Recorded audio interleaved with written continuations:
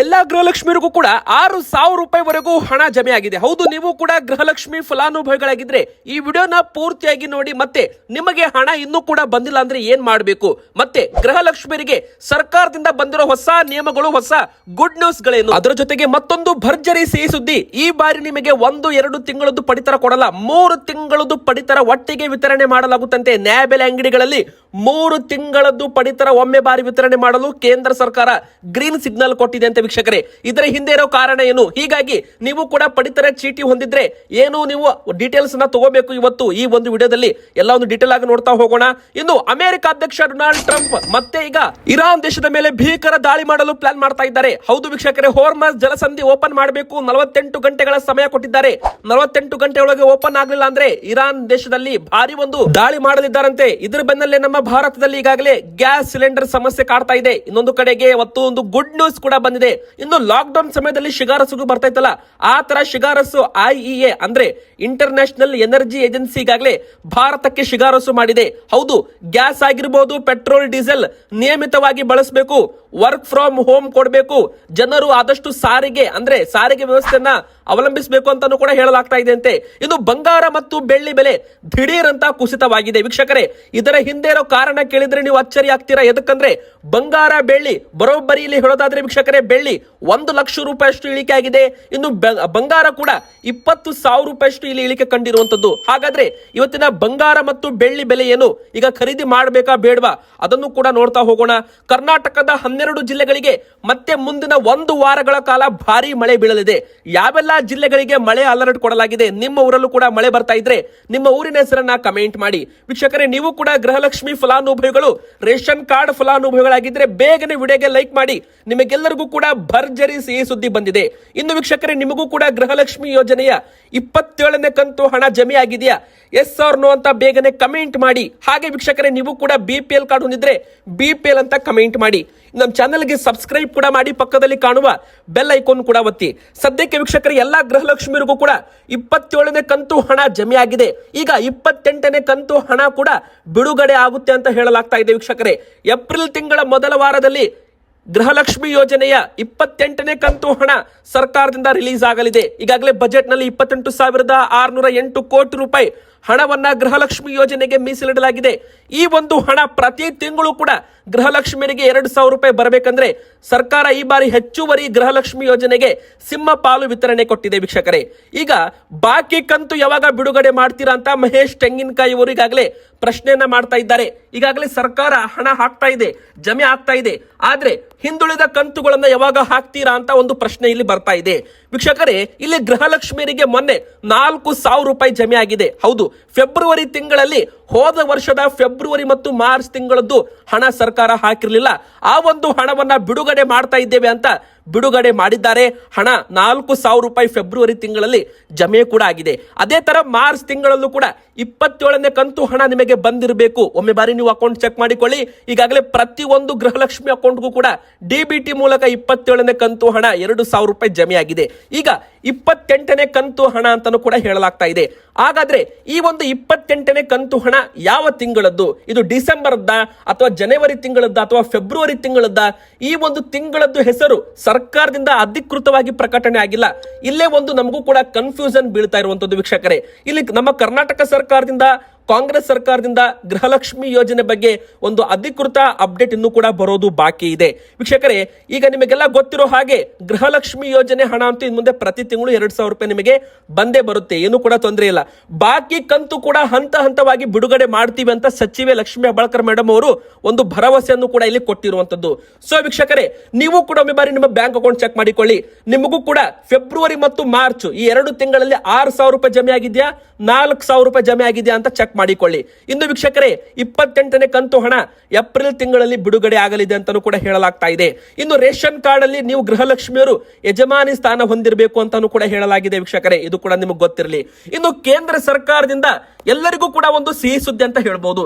ಈ ಬಾರಿ ನಿಮಗೆ ನ್ಯಾಯಬೆಲೆ ಅಂಗಡಿಗಳಲ್ಲಿ 1 ತಿಂಗಳದ್ದು ಪಡಿತರ ಕೊಡಲ್ಲ, ಬರೋಬ್ಬರಿ 3 ತಿಂಗಳದ್ದು ಪಡಿತರ ಒಮ್ಮೆ ಬಾರಿ ವಿತರಣೆ ಇಲ್ಲಿ ಮಾಡಲು ಕೇಂದ್ರ ಸರ್ಕಾರ ಹೇಳಿರುವಂತದ್ದು ವೀಕ್ಷಕರೇ. ಹೌದು, ಇದು ಅಧಿಕೃತವಾಗಿ ಬಂದಿರೋ ಆದೇಶ ಅಂತಾನೂ ಕೂಡ ಇಲ್ಲಿ ಹೇಳಲಾಗ್ತಾ ಇದೆ. ಹೌದು, ಇನ್ನು ಕೆಲವೇ ದಿನಗಳಲ್ಲಿ ಏಪ್ರಿಲ್ 1ರಿಂದ ಅಂದ್ರೆ ಏಪ್ರಿಲ್ ತಿಂಗಳ ಪಡಿತರ ವಿತರಣೆ ವೇಳೆ ಮೇ ತಿಂಗಳದ್ದು, ಜೂನ್ ತಿಂಗಳದ್ದು ಪಾಲನ್ನು ಕೂಡ ವಿತರಣೆ ಮಾಡಲಾಗುತ್ತೆ. ಅಂದ್ರೆ ಮೇ ತಿಂಗಳು, ಜೂನು ಮತ್ತೆ ಇಲ್ಲಿ ನಿಮಗೆ ಏಪ್ರಿಲ್ ತಿಂಗಳದ್ದು 3 ತಿಂಗಳದ್ದು ಸಹ ಒಮ್ಮೆ ಬಾರಿ ನೀಡಲಾಗುತ್ತೆ. ಅಂದ್ರೆ ಏಪ್ರಿಲ್ ನಲ್ಲಿ ನೀವು ಒಟ್ಟು 3 ತಿಂಗಳು ಆಹಾರ ಧಾನ್ಯಗಳನ್ನ ಒಟ್ಟಿಗೆ ಮನೆಗೆ ಕೊಂಡೊಯ್ಯಬಹುದು ಅಂತ ಕೇಂದ್ರ ಸರ್ಕಾರ ಹೇಳಿದೆ.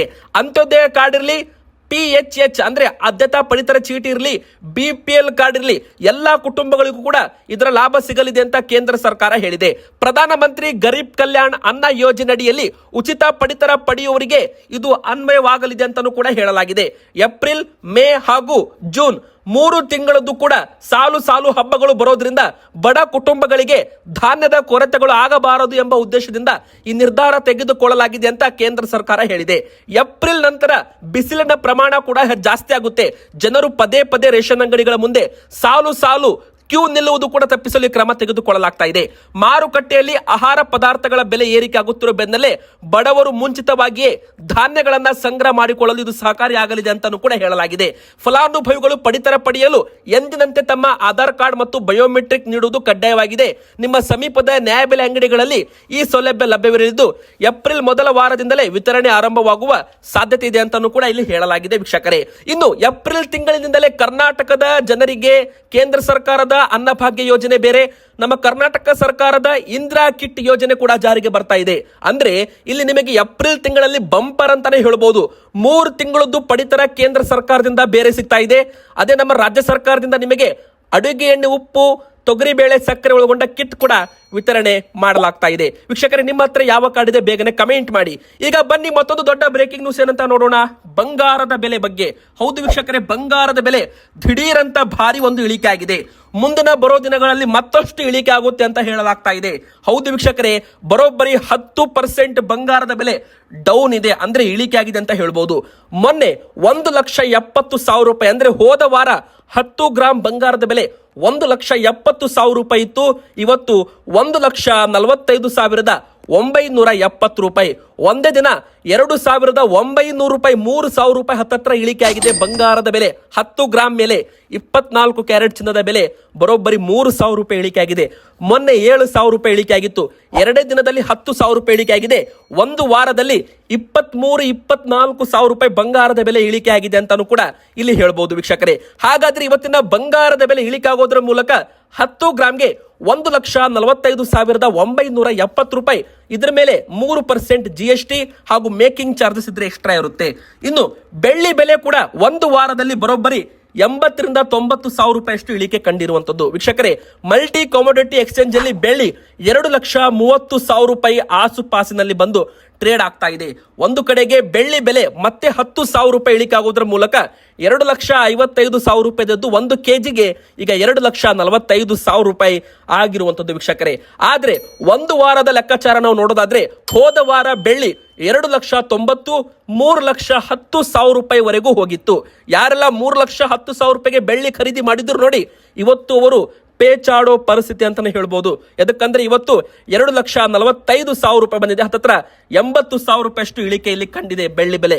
ಬನ್ನಿ ಈಗ ಮತ್ತೊಂದು ಕೊನೆಯದಾಗಿ ಯಾವೆಲ್ಲ ಜಿಲ್ಲೆಗಳಿಗೆ ರಣ ಭೀಕರ ಮಳೆ ಸುರಿಯಲಿದೆ. ಹೌದು ವೀಕ್ಷಕರೇ, ನಮ್ಮ ರಾಜ್ಯದಲ್ಲಿ ಮಳೆ ಮತ್ತು ಬಿಸಿಲು ಎರಡೂ ಕೂಟ ಆಟ ನಡೀತಾ ಇದೆ. ರಾಜ್ಯಾದ್ಯಂತ ಈಗಾಗಲೇ ಕರಾವಳಿಗೆ ಬಿಸಿಲು ತಾಪ, ಒಳನಾಡಿಗೆ ಗುಡುಗು ಸಹಿತ ಮಳೆ ಆಗಲಿದೆ ಅಂತ ಹೇಳಲಾಗಿದೆ ವೀಕ್ಷಕರೇ. ಹಾಗಾದ್ರೆ ಯಾವೆಲ್ಲ ಜಿಲ್ಲೆಗಳಿಗೆ ಮಳೆ ಬೀಳಲಿದೆ ಮೊದಲಿಗೆ ಹೇಳೋದಾದ್ರೆ ಮುಂದಿನ 4ರಿಂದ 5 ದಿನಗಳ ಕಾಲ ಮಳೆ ಆಗಲಿದೆ ಅಂತ ಹೇಳಲಾಗ್ತಾ ಇದೆ. ಉಡುಪಿ, ಉತ್ತರ ಕನ್ನಡ ಹಾಗೂ ದಕ್ಷಿಣ ಕನ್ನಡ ಜಿಲ್ಲೆಗಳಲ್ಲಿ ಬಿಸಿಲಿನ ಪ್ರಮಾಣ ಜಾಸ್ತಿ ಆಗಲಿದೆ. ಅಲ್ಲಲ್ಲಿ ಸಾಧಾರಣ ಮಳೆ ಕೂಡ ಆಗಲಿದೆ. ಆದ್ರೆ ವೀಕ್ಷಕರೇ, ಈ 2 ದಿನ ಉಷ್ಣ ಅಲೆ ಎಚ್ಚರಿಕೆ ಇದ್ದು ಯೆಲ್ಲೋ ಅಲರ್ಟ್ ಕೂಡ ಘೋಷಣೆ ಮಾಡಲಾಗ್ತಾ ಇದೆ. ಇನ್ನೊಂದು ಕಡೆಗೆ ಉತ್ತರ ಹಾಗೂ ದಕ್ಷಿಣ ಒಳನಾಡಿನ ಜಿಲ್ಲೆಗಳಾದ ಬಾಗಲಕೋಟೆ, ಬೀದರ್, ಧಾರವಾಡ, ಹುಬ್ಬಳ್ಳಿ, ಗದಗ, ಬಾಗಲಕೋಟೆ, ಹಾವೇರಿ, ಕಲಬುರಗಿ, ಕೊಪ್ಪಳ, ರಾಯಚೂರು, ಯಾದಗಿರಿ, ಬಳ್ಳಾರಿ, ಬೆಂಗಳೂರು ನಗರ, ಬೆಂಗಳೂರು ಗ್ರಾಮಾಂತರ, ಚಿಕ್ಕಮಗಳೂರು, ದಾವಣಗೆರೆ, ಹಾಸನ, ಕೊಡಗು, ಕೋಲಾರ, ಶಿವಮೊಗ್ಗ, ರಾಮನಗರ, ವಿಜಯನಗರ ಈ ಜಿಲ್ಲೆಗಳಲ್ಲಿ ಗುಡುಗು ಮಿಂಚು ಸಮೇತ ಹಗುರದಿಂದ ಸಾಧಾರಣ ಮಳೆ ಆಗಲಿದೆ ಅಂತಾನೂ ಕೂಡ ಹವಾಮಾನ ಇಲಾಖೆ ಮಾಹಿತಿ ಕೊಟ್ಟಿದೆ. ಈಗ ಕೊನೆಯದಾಗಿ ಗ್ಯಾಸ್ ಸಿಲಿಂಡರ್ ಸಮಸ್ಯೆ ಇತ್ಯರ್ಥವಾಗ್ತಾ ಇದೆ. ಹೌದು, ಹೋಟೆಲ್ಗಳಿಗೆ ನಾಳೆಯಿಂದ ಸಿಗುತ್ತೆ ಮತ್ತಷ್ಟು LPG ಸಿಲಿಂಡರ್. ವಾಣಿಜ್ಯ ಗ್ಯಾಸ್ ಹಂಚಿಕೆ 50% ಏರಿಕೆ ಮಾಡಲಾಗ್ತಾ ಇದೆ. ವೀಕ್ಷಕರೇ, ಕೇಂದ್ರ ಸರ್ಕಾರದಿಂದ ಹೊಸ ಕ್ರಮ ತೆಗೆದುಕೊಳ್ಳಲಾಗ್ತಾ ಇದೆ.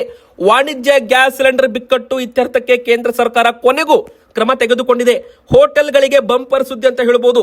ಹೋಟೆಲ್ಗಳ LPG ಹಂಚಿಕೆ ಶೇಕಡ 20% ಹೆಚ್ಚಳಕ್ಕೆ ಕೇಂದ್ರ ಸರ್ಕಾರ ನಿರ್ಧಾರ ಮಾಡಿದೆ. ಆದರೆ PNG ಸಂಪರ್ಕಕ್ಕೆ ಅರ್ಜಿ ಹಾಕಬೇಕೆಂಬ ಷರತ್ತು ಕೂಡ ಹಾಕಲಾಗಿದೆ. ಈ ಮೂಲಕ LPG ಸಿಲಿಂಡರ್ ಬದಲು PNG ಬಳಕೆಗೆ ಕೇಂದ್ರ ಸರ್ಕಾರ ಉತ್ತೇಜನ ಕೊಡ್ತಾ ಇದೆ. ಮತ್ತೊಂದು ಕಡೆಗೆ ಕರ್ನಾಟಕ ಸರ್ಕಾರದಿಂದ 10% ಗ್ಯಾಸ್ ಸಿಲಿಂಡರ್ ಅಂತಾನೂ ಕೂಡ ಈಗಾಗಲೇ ಹೇಳಲಾಗಿದೆ. ಅಂದ್ರೆ ಹೋಟೆಲ್ಗಳಿಗೆ 10% ವಿತರಣೆ, ಶೈಕ್ಷಣಿಕ ಆಸ್ಪತ್ರೆಗಳಿಗೆ 100% ವಿತರಣೆ ಅಂತ ಕರ್ನಾಟಕ ಸರ್ಕಾರದಿಂದ ಗ್ಯಾಸ್ ಸಿಲಿಂಡರ್ ವಿತರಣೆಗೆ ಗೈಡ್ ಲೈನ್ಸ್ ಅನ್ನ ರಿಲೀಸ್ ಮಾಡಲಾಗಿದೆ. ಆದ್ರೆ ಮಧ್ಯಪ್ರಾಚ್ಯ ಯುದ್ಧದಿಂದ ಭಾರತದಲ್ಲಿ ಅನಿಲ ಕೊರತೆ ಮುಂದುವರೆದಿರೋ ನಡುವೆ ಕೇಂದ್ರ ಸರ್ಕಾರ ಹೋಟೆಲ್ಗಳಿಗೆ ಹೆಚ್ಚಾಗಿ ಬಳಸೋ ವಾಣಿಜ್ಯ LPG ಹಂಚಿಕೆಯನ್ನ 30ರಿಂದ 50%ಗೆ ಹೆಚ್ಚಳ ಮಾಡಿದೆ. ಈ ಮೂಲಕ ಗ್ಯಾಸ್ ಬಿಕ್ಕಟ್ಟು ಕೊಂಚ ತಣಿಸಲು ಕೇಂದ್ರ ಸರ್ಕಾರ ಈಗ ಮುಂದಾಗಿದೆ ಅಂತಾನೂ ಕೂಡ ಇಲ್ಲಿ ಹೇಳಲಾಗ್ತಾ ಇದೆ ವೀಕ್ಷಕರೇ. ಆದ್ರೆ ಕರ್ನಾಟಕದಲ್ಲಿ 10% ಮಾತ್ರ ಅಂತ ಕರ್ನಾಟಕ ಸರ್ಕಾರದಿಂದ ಈಗಾಗಲೇ ಒಂದು ನಿಯಮಾವಳಿಗಳನ್ನ ರೂಪಿಸಲಾಗಿದೆ ವೀಕ್ಷಕರೇ. ಆದ್ರೆ ಇನ್ನು ಕೆಲವೇ ದಿನಗಳಲ್ಲಿ ಗ್ಯಾಸ್ ಸಮಸ್ಯೆ ಕೊನೆಯಾಗಲಿದೆ. ಹಡಗುಗಳ ಮೂಲಕ ಅಂದ್ರೆ ಜಲಸಂಧಿ ಏನಿದೆ ನೋಡಿ, ಹೋರ್ಮಸ್ ಜಲಸಂಧಿ ಮೂಲಕ ಭಾರತಕ್ಕೆ ಮತ್ತೆರಡು ಹಡಗುಗಳು ಬರಲಿದ್ದಾವಂತೆ. ಸೊ ವೀಕ್ಷಕರೇ, ಗ್ಯಾಸ್ ಸಿಲಿಂಡರ್ ಸಮಸ್ಯೆ ಇನ್ನು ಕೆಲವೇ ದಿನಗಳಲ್ಲಿ ಅಂತ್ಯವಾಗಲಿದೆ. ಇದು ಒಂದು ಕಡೆಗೆ ಸಿಹಿ ಸುದ್ದಿ ಅಂತಾನೆ ಹೇಳ್ಬೋದು. ಇವತ್ತಿಗೆ ಇಷ್ಟ ಆಗಿತ್ತು. ನಿಮಗೂ ಕೂಡ ಗ್ಯಾಸ್ ಸಿಲಿಂಡರ್ ಸಮಸ್ಯೆ ಆಗ್ತಾ ಇದೆಯಾ? ಕಮೆಂಟ್ ಅಲ್ಲಿ ತಿಳಿಸಿ. ವಿಡಿಯೋಗೆ ಲೈಕ್ ಮಾಡಿ, ಚಾನಲ್ಗೆ ಸಬ್ಸ್ಕ್ರೈಬ್ ಆಗಿ.